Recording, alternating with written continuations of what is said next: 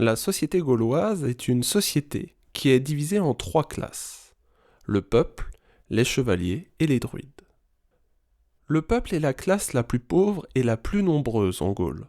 On y retrouve des paysans, des éleveurs, des artisans ou encore des serviteurs.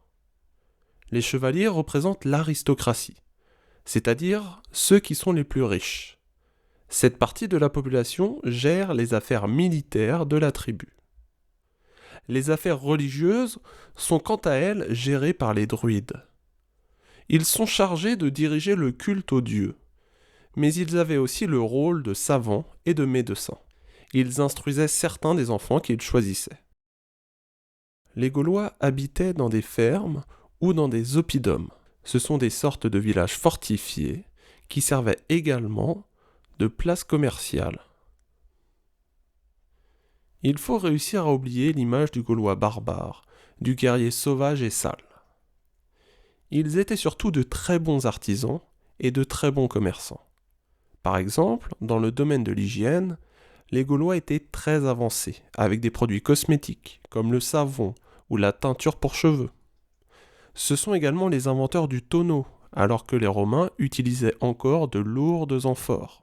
On peut également ajouter la moissonneuse à la liste des inventions gauloises. Poussée par un cheval avec une rangée de dents, elle permettait de récolter le blé sans aucun effort pour le paysan. Les Gaulois étaient polythéistes, comme la plupart des peuples de l'Antiquité. C'est-à-dire qu'ils croyaient en plusieurs dieux. L'ensemble des dieux s'appelle un panthéon. Dans le panthéon gaulois, le plus important était Lugh, le créateur de tous les arts, comme la danse, le chant, la musique. On l'appelait Lugh au long bras, car il avait le pouvoir de frapper ses ennemis à distance. Les Gaulois croyaient également en Épona, la déesse des chevaux, ou encore Toutathès, le dieu de la guerre.